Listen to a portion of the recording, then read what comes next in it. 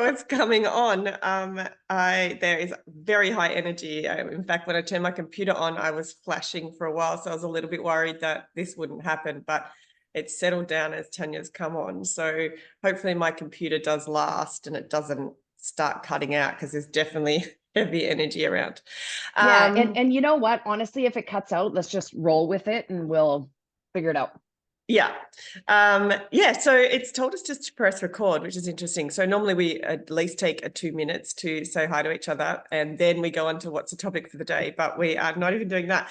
And so bear with us. I think it's going to be quite interesting, because I was also told that there might be some channeling coming through. So we'll see what happens today. Okay.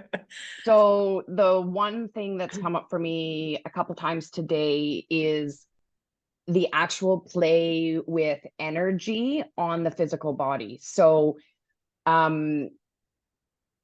what does moving energy in your body do in the healing process? And is it a necessary thing, I guess, is kind of where it's at. 'Cause I would suggest you and I probably have different views on this. So that came up for me. And there was one more thing, but it's gone. So Okay. apparently it's not that important. It might What come up about again you? after this.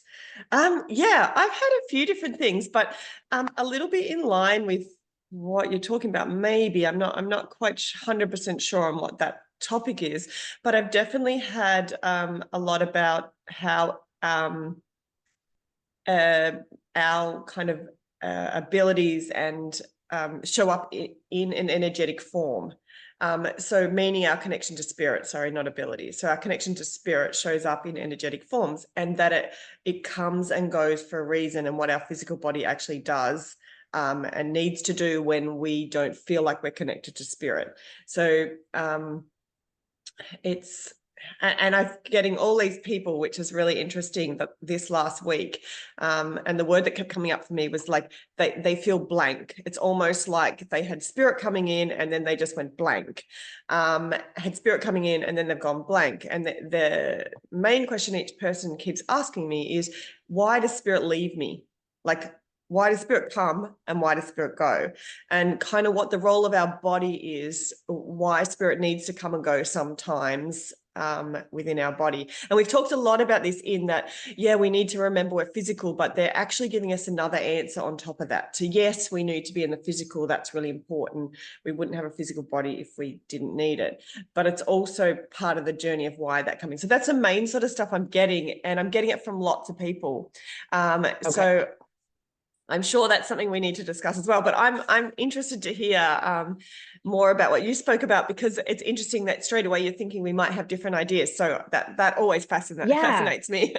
So the other thing I was going to share is one thing that keeps coming up for me too. And it's interesting that they're letting the because I personally would rather that the listeners don't hear our process, Yeah. because we've never actually sat down to do this without fully knowing what we were talking about. So it's a little bit uncomfortable to kind of come on and be like, what are they Hmm. bringing to us? But another thing that keeps coming up is what makes a person bad and what makes a person good. Oh, okay. Yeah. Right. So I thought that was interesting, because that's so, but it's so weird. Like I went to the bathroom today at work and I was sitting on the toilet, and all of a sudden it was this talking about this energy physical, which I'll explain. And then I was going to message you and be like, oh yes, this came through. I was thinking it would be a good topic, but I didn't end up messaging you. And then I'm driving home from work going, what the heck was that again? Like, Yeah. I don't even remember what they mentioned. And then I thought of it again, and I was like, oh, okay, well, maybe like I was under the impression that maybe we would just kind of touch on this. But anywho's, this is our process. You guys are welcome. So what they were showing me was, like you would talk about sort of an energy clearing that you would do. You have your particular rose one that you like to do, and you feel like that helps you not have sort of the negative experiences that you've had continue to follow you, right? Yeah, sort of. Bit of a blanket statement, but Yeah. I'm just speaking from an energetic level, where I would personally look at it, where and I'm sure there's a lot of mediums and healers that aren't going to like what I'm going to say, but I actually don't think that we need to move energy. I am prepared to have my mind changed, because the way that I see it and the way that I understand it is that we move energy by feeling our feelings. We move energy by, setting boundaries. We move energy by being like, hey, this doesn't work for me, and standing up for ourselves. Like, we're in the act of moving energy. So I could go in, let's say, I'm struggling with self-image, and I go to a Reiki healer and they heal the chakras and move the energy, and I walk away and I go, oh my God, that's been so cleared. Like, I feel so much better. But if as soon as I leave, I start thinking about that again, I'm right back attached to it, because I haven't done that sort of like deep healing work of, where does this come from? Why do I feel this way? Why do I have this belief system? So I don't feel that moving energy heals or fixes something. I believe that it has to be a combined approach of everything. Now, I also believe that I could deal with my self-image issues through counseling or therapy or whatever ends up working for me, without ever moving a stitch of energy, and I am still going to be able to move through that experience. So that's why I say we probably have slightly differing views, because you're a very powerful energy worker. I'm actually a very powerful energy worker. I just don't totally see it on its own being a valuable tool. And maybe that's bad thing to say, but that's the truth. That's what I think. Yeah. So change my mind. Yeah. Well, we're partly on the same road, but we're definitely partly not on the same road. Yeah. So the way I see it is that when you've had trauma, or when you've had something like that. So the example was, the way you look, or self-image. Yeah. And it's really interesting, because I did a press and record, my 5-minute press and records yesterday morning, and it was on this topic. So this is really interesting that this is coming up. So what it actually is, the way that I understand it, is that the energy stays the same, but it's the way we lead with the energy. So if we've had a trauma or something, and interesting, on my paper today, it's got the word fear, right? So trauma has that fear. It's like fear of the image, or fear of whatever. It's a kind of a negative image that comes up, a negative energy. And when we get there, we're like, oh, this could happen. I might look like this, blah, blah.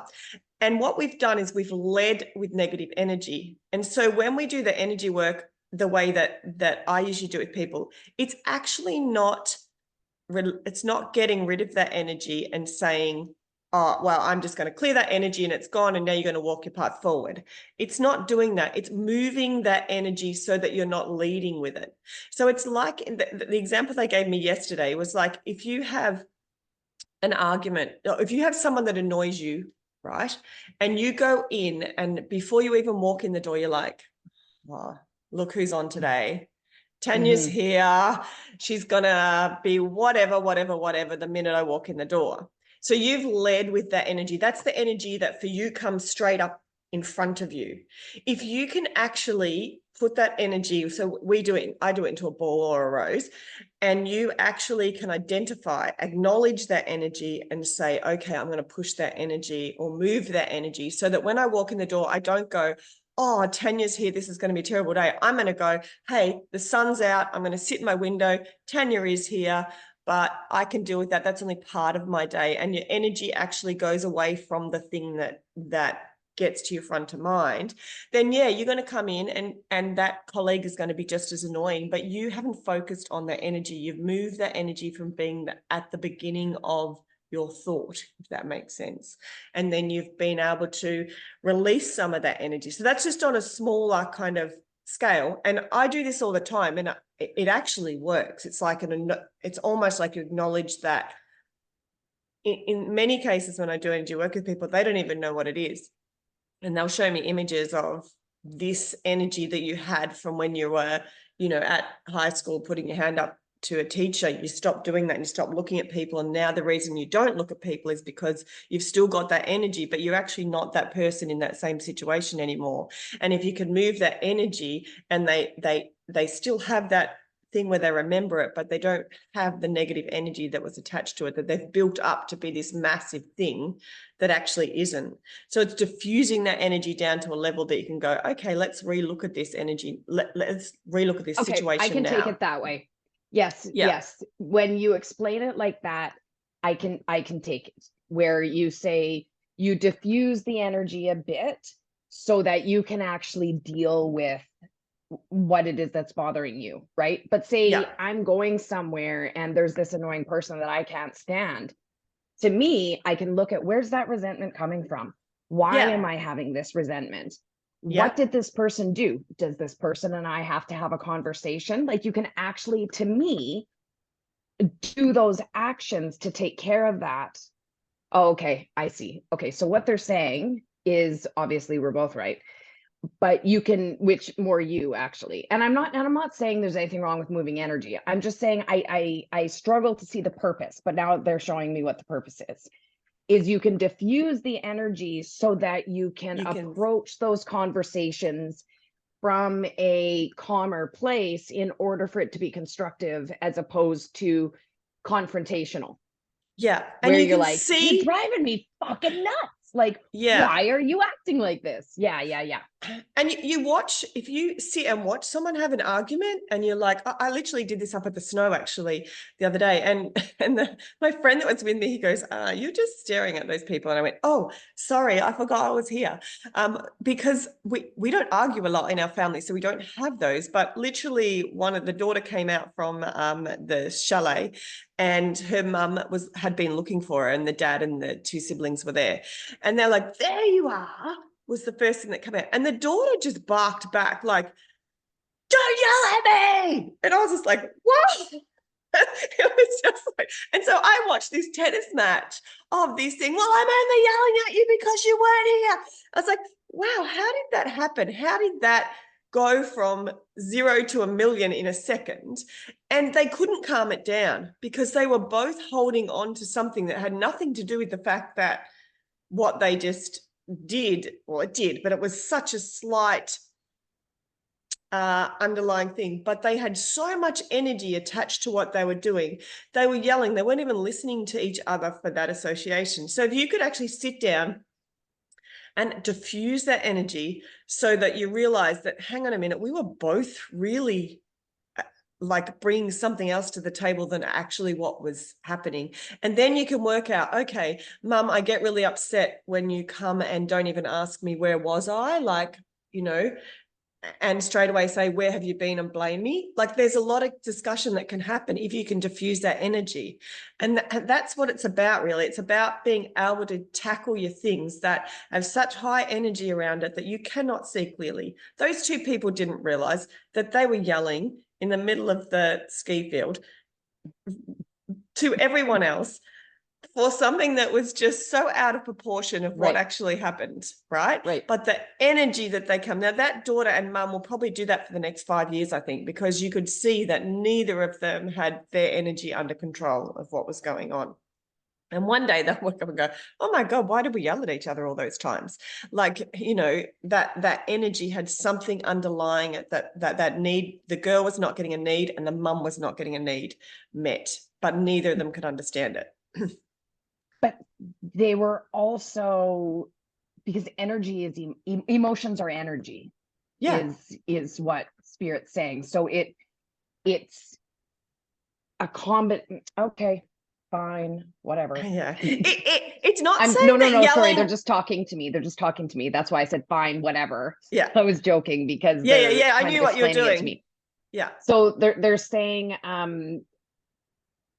and I understand this, but they're saying emotions are energy, but they both need to be processed from a different place, because the emotions that are kind of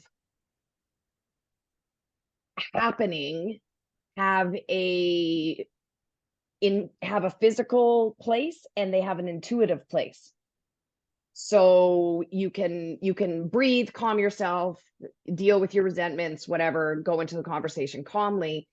but there's also that energy that's stuck to the emotion itself that is lingering, that can be moved as well. Does that make sense to you? Yeah, although I do see all emotion is attached to physical, because emotions are actually a Yes. human. Yeah. Yes. No, I get Yeah. that. But they're saying that it creates an energy Yeah. Yeah, it that does. is what we're moving. And I'm not saying in any way that yelling isn't important. We wouldn't be able to have that level of energetic release if it wasn't important. Like sometimes literally just walking down to the beach and screaming your head off is what you need to release that energy. That is energy releasing. So when we have arguments and when we have those things, they are also a way of Releasing energy. releasing energy. And so it's not saying that you just have to sit and do an energetic ball, but that is one tool that you can use. And Yes. especially when you don't know what is actually causing your energy, sitting with someone, an energy worker, and actually releasing that energy can be so powerful. And it can mean that you walk to the next level with such a different perspective and a different approach. And you can actually see the flaws that you have within yourself of the way you're addressing things that are blocking you from moving forward. Yes. So and keeping that hamster wheel pattern going on. And like I absolutely love energy work. I've been doing it since I can ever remember, not even knowing what it is. And I think most people do energy work without realizing that they're doing energy That they're work. doing it. And I was going to say Yes, that about myself, because I guarantee I'm moving energy with people and I don't even know that I'm doing it. absolutely you are. I can Yeah. also do it intentionally. I as you know, I always take a very grounded approach to things. And it's like, yeah, but you need to breathe and you need to work through your emotions of what's happening for you, Yeah. so that you can and learn some skills, learn some conversation skills, learn all of these things in order to be able to have these conversations. Because I can move the energy all we want, but if these people also don't have those tangible skills to know how to calm themselves in a moment before you come to the conversation, do you know what I mean? We're not Yeah. getting anywhere anyways. And it would, it, it's that like one, like that all the way over here approach, yeah, we can move energy and fix everything. Well, no, but it also doesn't mean that you only, live in the physical and treat life that way as well. It's about finding that balance in the middle. Yeah. And I think it's important with what you said earlier, and I can't remember the exact words, but we were talking about the intuitive and the physical body. And it's important to remember that they are both there 100% time. It's not like we're in our physical 60%, so 40% of our body just dies. We have 100% physical body and we have 100% spirit at all times. And with that, like the energy is almost the same level. It's where it's just distributed that actually makes it. It's like, okay, I'm not evenly distributed. I've gone straight to my gut or straight to my heart, and you're going to say this and I'm going to be so emotional about it. So it's going to be hitting me at this level, and I've dispersed my energy into the wrong that I can't see the other kind of bits. But it's always 100% there. It's not Yes, like, of course. yeah. It's not like you're losing it, if that makes sense. I think it's just where you lead from, that the emotion can get and the energy can get attached to. And usually when I do energy work, like I've been doing energy work with quite a few people at the moment, and we do like a very small 45-minute to an hour maximum energy work. And then we wait 2 weeks and they go into the real world and physically trying to see how that has adjusted, to see how they can, identify what they're doing and to make some changes and see whether that works. And then we come back and we say, okay, and usually I'm guided then to see something which is the next level of what they can do. And it fascinates me how spot on it is. Like my energy work starts with just talking. Like I've got one this Friday with a lady who's rang up and said, can I catch up with you? And she's had some pretty severe traumas happen recently to her family. I have no idea what we're going to be doing. I won't be putting anything in Rose unless I get guided to do that. But most of it's actually talking to someone. And in listening and acknowledging, you are doing energy work. Anyone who sits down with a friend and listens to them and takes that in, you are moving energy. Just because you're not pulling up a rose and putting stuff into it doesn't mean you're not doing the same thing. So that's what I mean by yelling at the beach or chatting to a friend. They are all actually moving energy. And it's really the only way to get through things. If you've got stuck energy in a situation or something, it's got to move somehow. But we have so many tools to move it. We have talking, we have walking, we have sleeping, we have drinking, we have lots of ways that we can tackle different things. And some things will work for others and some things will work for something else. And it's to me, if you don't acknowledge energy work as being a tool that you can like actually use, it's to your disadvantage. Like, I think it's a brilliant tool. Like, yeah, I think it's a brilliant tool. I just don't think it's the only tool. No, it's absolutely not the only tool. Yeah. It's absolutely not. Yeah. No, and in fact, it's such a minor part of the tool. Like in your life, if you did in a year, if you did 5 hours of energy work, actually moving energy, to me, that would be brilliant. Like in a year. So it's not like you have to sit every day and start doing it. It's actually finding what they are, and moving it. The one I did for actually underwater, like for water issues and drowning, was phenomenal. Like I'm still floored at how well that worked. But that was kind of a 20-minute, half an hour session, and then go out and see if it actually works. And if it doesn't, then find other ways. And sitting, talking to psychiatrists and things like that, that is energy work. It's just not called that, like, because it we think is. Yeah, energy work. I'm a verbal processor.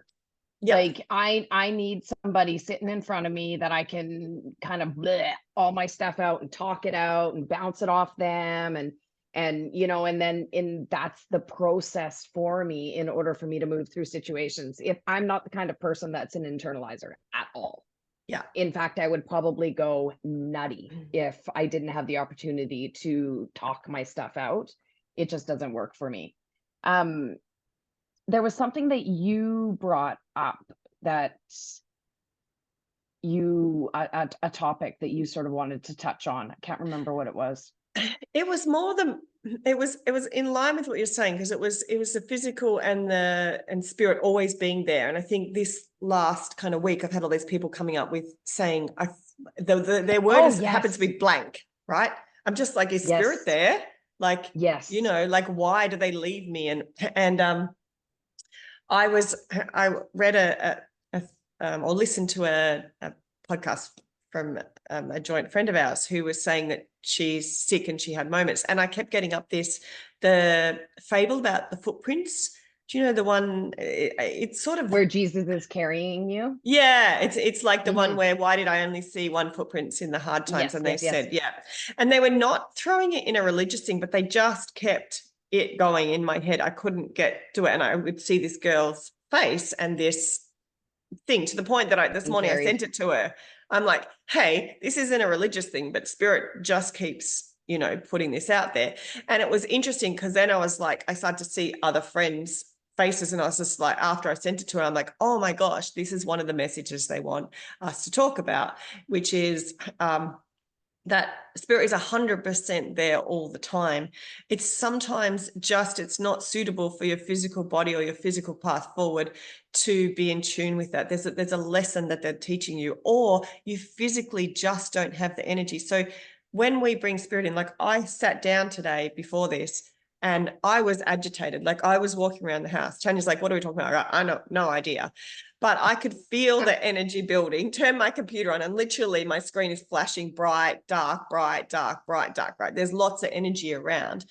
And then I was about to go on, and luckily Tania was about 10 minutes later than you kind of said you might be. So, and I was just starving. All of a sudden I'm like, I'm so hungry. And when you're someone who gets real intuitive hits all the time and talks to spirit all the time, it is very taxing on your body, or it can be, and you can get really hungry with it because it's just high energy hungry work. And thirsty. Yeah, absolutely. I had I'd already had a cup of tea and I had another cup of tea. And it was just like, and so for people, when they actually go through a physical like virus or energy, you can feel that spirit leaves you during that time. That's what it feels like. But actually they're not. They're there. They just can't take that energy out of your body that it needs to be able to read them and to do it. And even though we find it so seamless, it still does tax on our body. It still physically does. It still hits through our nervous system. So I think for some people, when you're going through a lot, one of the reasons, and they're making it very clear, they're saying to me that you must make sure that everyone understands that it is only one of the reasons, because there are several reasons why spirit doesn't come through clearly all the time for us. And sometimes we rely too much on them that we forget to start making our own decisions, or we search for answers so much that we're not even getting the right answers, and all these things are coming through. So there is lots of different reasons why spirit isn't there for us.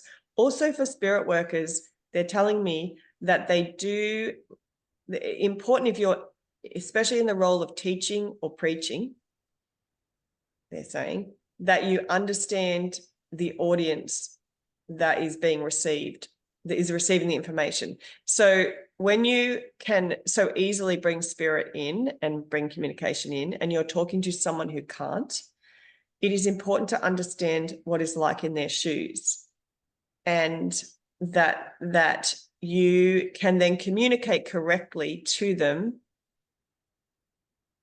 Oh God, this is going way too fast. Hang on. I'm slowing it right down, but it's still going too fast. So that you can communicate correctly to them in a manner that they will understand and be able to receive it properly.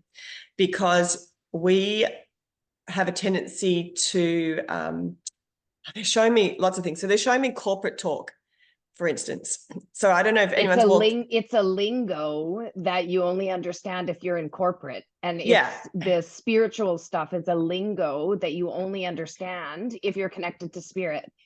So, and you can say it, yeah, you can say it in a way that it's not. Like, for instance, when I used to work for a corporate company here, and I could jump on a phone call and say, hey, is the AGM got any CPOs for the DO? It's the same with policing. Right. I go to have a conversation with someone that's not a police officer, and they're like, sorry, back up. What's this? Oh, sorry, that's that. What's this? Yeah. Yeah.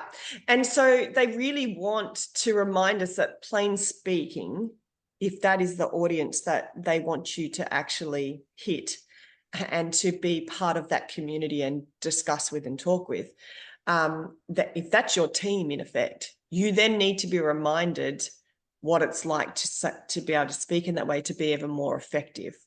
And so I could then say, hey, the area general manager, rather than the AGM. Yeah. So there's a language for it. It's just when you start getting it. And also when people say, I don't feel like spirit's around, you can go, I can relate to that, because I've been through that. I can relate to that. Yeah. I just recently went through that. Yeah. And the two other words. So I've got 4 words written on my page, which is fear, blank, trust, and doubt, right? They're all along the same things. The fear of being alone and not having spirit there. Like, if you've had spirit, if you've had that and then it blanks out, you're like, oh my God. Or if you haven't had it and you're like, why can't I feel spirit? And you have that doubt. And the only thing that you can do is trust that is spirit. And trust is a huge thing to be able to do it, to actually just say, no, I trust in the message that I'm getting is directly from spirit. I trust that even though I cannot hear and cannot do, if I walk forward, that they're actually going to help guide me in the direction that I'm meant to go. And I'm going to make mistakes and I'm going to fall, and I'm not going to always pick up what they're doing. But we are one. Like, it's straight away, I'm getting this like united thing. And they're saying that's what you guys have been saying and underlying the whole time, is that that spirit and physical are one in the same for you. So don't ever feel like they have abandoned you. Like, if you can't feel them around, then they're there, but they're not activating your senses for a reason. So, maybe just trust that and don't doubt it, and just walk forward and say, okay, that will come back soon, or I will be, in your case, like recently, they'd made more room for more like information to come in, which is Mhm. super exciting. But it also means you're looking at it from a different perspective as well. And it's like, okay, are you there? Are you there? And then you're like, whoa, still And there. well, yeah, and that's I just want to share my experience. So I don't remember how long it was. I think it was when we'd taken a bit of a break in the podcast, and I didn't feel like I was connecting. Like I wasn't getting downloads, and I wasn't getting all of this information, and I was like, spirit would sort of be there, and I was like, where are you? Like I would ask questions, and it was like crickets, and it was so unnerving for me because I didn't realize how much I do it, how much I rely on spirit, how much I tap, for little nudges for things that I should do, or even just have those little, almost like a check-in to make sure your kid's still walking beside you when you're in a busy place, this little check-in, like, oh yeah, hey. But I would check in and they weren't there. And I was like, what is going on? I was getting teary about it. Like you and I sat down and I was like, Nettie, what is going on? I'm like, this is like really bugging me because it's a business, but it's a part of me. It's a part of my life. It's a part of how I operate. And oh, it was weird. But I mean, they're still there. But it's also happened before. Many, many years ago, spirit started working with me differently. Yeah. And I got my clairvoyance and my clairaudience and stuff got more prevalent, as opposed to my clairsentience, which I actually asked them. I was like, back off, because I don't want clairsentience. It was too overwhelming. So they started working with me differently, but then it was so weird because I couldn't feel them, and I couldn't, Yeah. sort of have that day-to-day experience that, like lots of times you would talk about all your conversations with spirit, and I would kind of be like, oh, I wish I did that. Like, you'll be like, oh yeah, they said this, they said this. I'm like, why does she get to do that? Just so you know, I do that. Yeah, I was going to say, you so do it. You so do it. I think it was just so second nature for me that I didn't realize that I was Yeah. doing it all the time. So when it was kind of like, it wasn't shut down, it wasn't taken away, they were still there, but there just wasn't that constant It sort of felt back and different, right? forth. And it felt different. Yeah. Yeah, it's like looking out that window and then you go, oh, and you look out this window and you go, oh, they're there. Why have they Yeah. moved? It's just like they Yeah. were there all the time, sort of. And it was interesting because when I came on, you were glowing. Like it was like this energy was, and And I'm this like, light was coming. And she's like, Nettie, I don't know where they are, but I'm like really uncomfortable. and I'm like, whoa, she's like come back with such light and such like energetic, expansion. And here she is going, where are they? And so it was, it's interesting to see that. But But it honestly felt like I'd lost a limb. yeah. Oh yeah. Like, or I felt naked. Yeah. I didn't feel whole. It was weird. I always wonder what it'd be like if I didn't get all these pictures up. Like while we were away, my girlfriend nearly accidentally glutened me. So I'm very allergic to gluten. And she made this beautiful soup and she's like, it's 100% gluten-free. I've checked everything. It's just chicken and veggies. And she brought one of the containers over the stock to show me that it was gluten-free. And I'm like, yeah, yeah. Anyway, I woke up exhausted and everyone else went skiing and I stayed down, and she'd message me, the soup's on the stove, it's 100% gluten-free. So I got it and I did some toast with it, some bread, and I went to sit out in the veranda and I kept seeing these red flags, and a red flag for me is something that I visually see in front of my head. And I've learned if I don't actually go with that, the consequences aren't great. Like it's a red flag for a reason. So I'm taking this soup to the veranda and this red flag's popping up and I'm like, oh, and there we had the same brand real bread there, like real bread, not gluten-free bread. So I thought, oh shit, the boys have put the gluten-free back because they'd got up and had eggs and bacon and stuff in the morning. They've put it back in the normal bread back in the gluten-free spot. So I went and had a look and I checked it and it was fine. So I went to go out the deck again and I got red flags. So I'm like, oh, I'm not meant to eat outside on the deck. And there was a little upstairs veranda that you could see the Lake Jindabyne. It's beautiful. So I thought, I'll go up there. So I got up to there, up the stairs, sat down, red flag. I'm like, red flag what? What? And then I saw the wheat symbol. So I'm like, okay, I'm on the right track. So I went back down again, checked the bread, made sure maybe I got the bread from the wrong spot, looked around. There wasn't any other bread. So I hadn't got it from the wrong spot. Walked back upstairs, about to put my soup in my mouth, and I've got red flag wheat again. And I'm like, it's a freaking soup. So, and then I got a message and I've read 100% gluten-free. I've checked all the things. So I went downstairs again and found a packet there that was soup mix and it had barley in it. And I was like, oh, and I'm like, how would I go my life without these red flags? I probably just would have died. Like, right? And you were by yourself. yeah, I know. And it was just like, oh shit. Like, this is something that is so ingrained into my life that I'm not sitting there thinking, hey, I'm getting a red flag up now. I'm doing, it's just what happens, Yeah. to me. And I get this feeling too. Like I'd Yeah. done in a restaurant the week before and they gave me a gluten meal and I said, oh, is this gluten free? And I'm like, oh no, sorry, it's not. So I now know I get that, but it's like, what if you didn't have that anymore? Like, Well, because interestingly, they nudge you still, is what they're saying. So even though you're not getting that clairvoyant red flag in front of you, something is going to draw your attention to this package of soup or whatever the case may be. They are going to nudge you, and that's going to be your intuition inside of you. You're going to feel it. Like I've said before, if I shouldn't eat something, I can be near it and I feel this like tingling almost in my shoulders and my neck, and I know that I can't eat it. It's bizarre. But they do we get this information.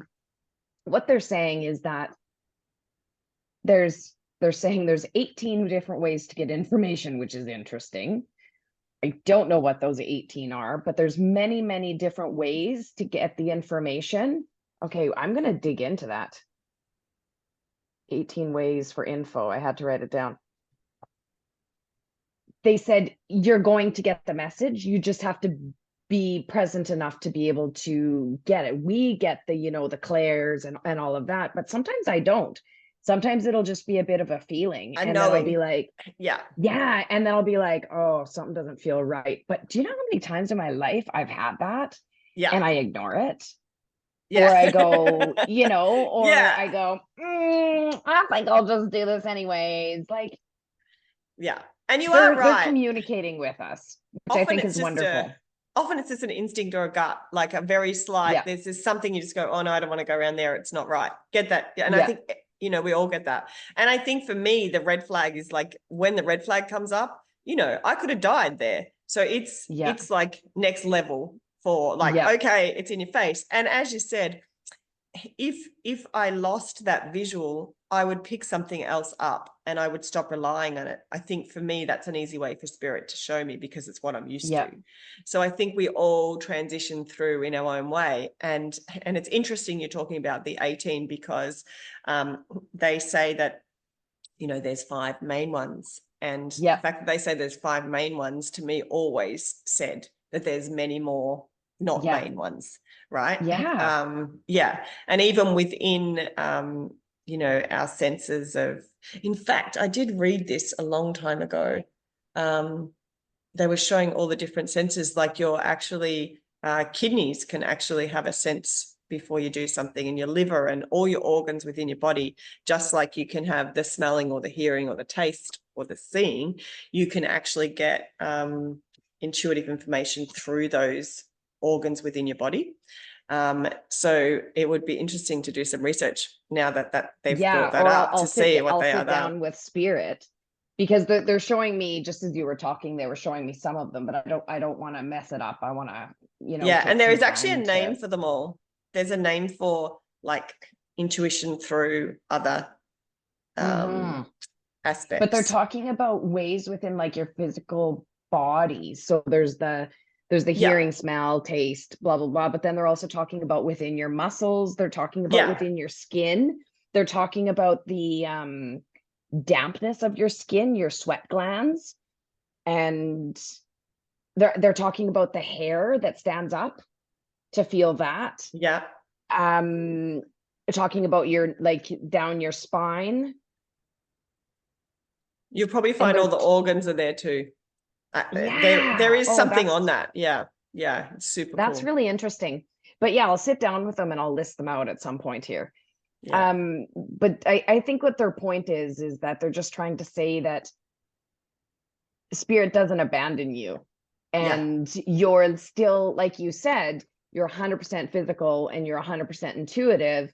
So you're always receiving that message because your intuitive spirit nervous system is lined up with your physical nervous system. So it's constantly, like we talked about, we need a word for this, for the Yeah. intertwining of the two.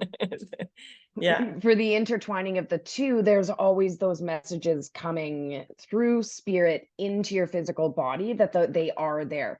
They're trying to explain something to me in relation to your feet.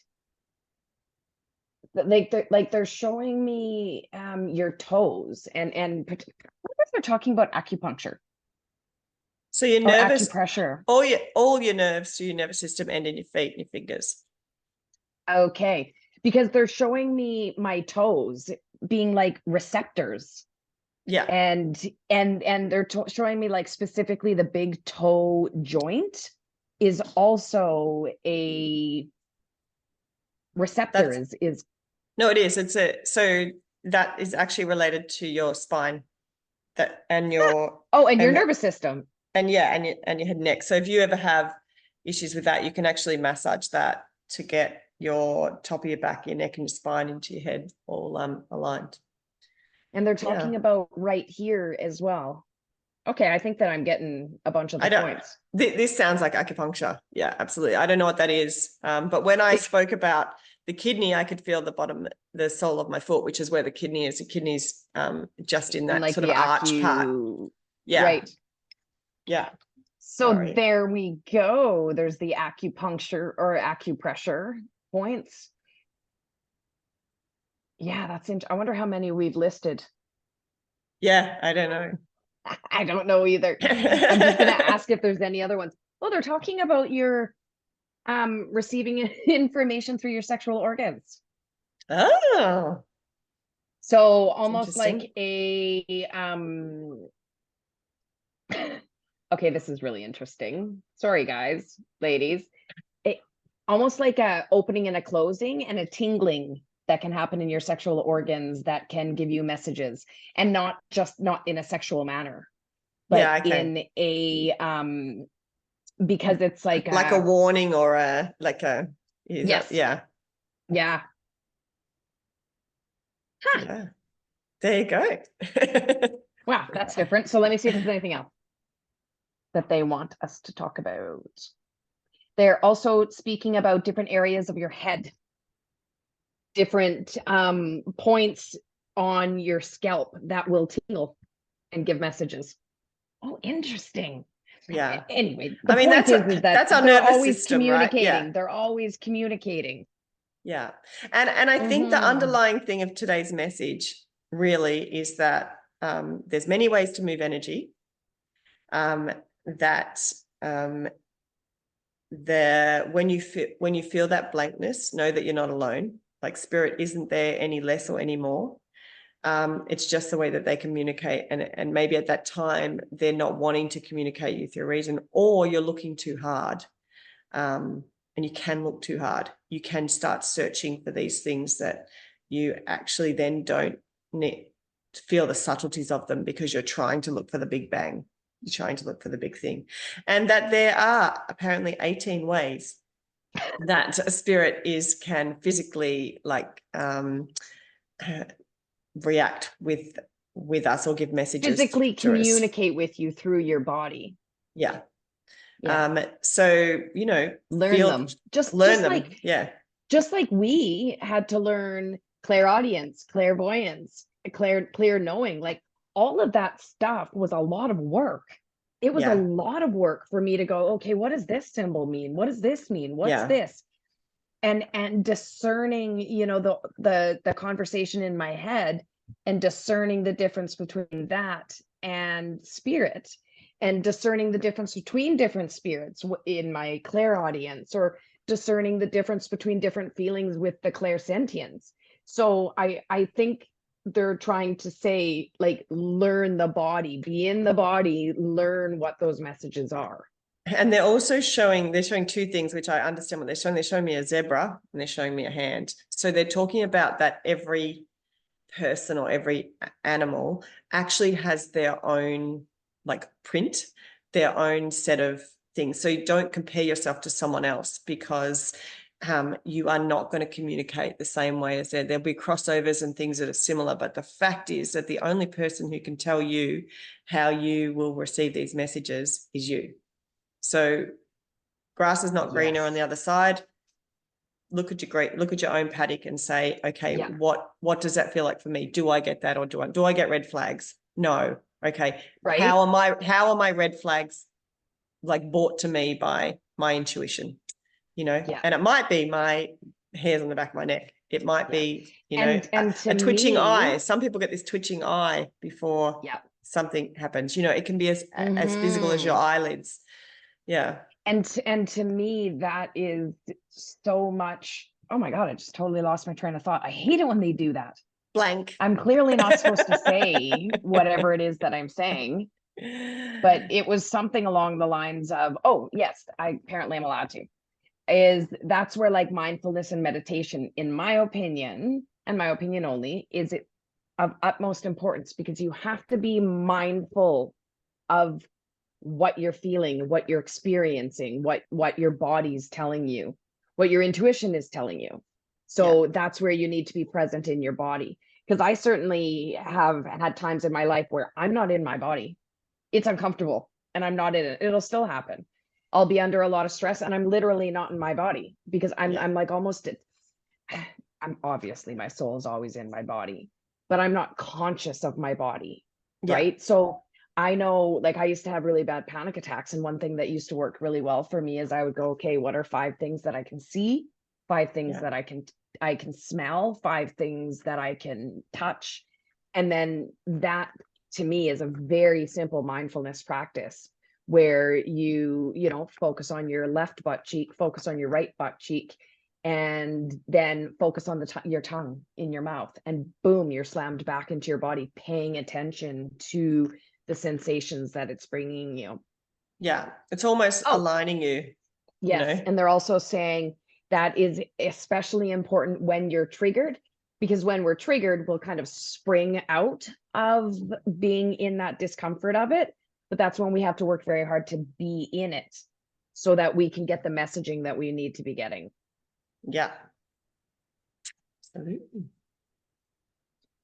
It's almost like it's almost like, Tania, this is part of your pattern. Thanks, guys. But what they're saying is that, like, I'll be triggered by something, and usually it's someone that's emotionally unavailable. That's my jam. But because it's triggering to me, I'll jump out of my body and I won't be present for it to be getting the intuitive messages that I should be getting. Does that make sense?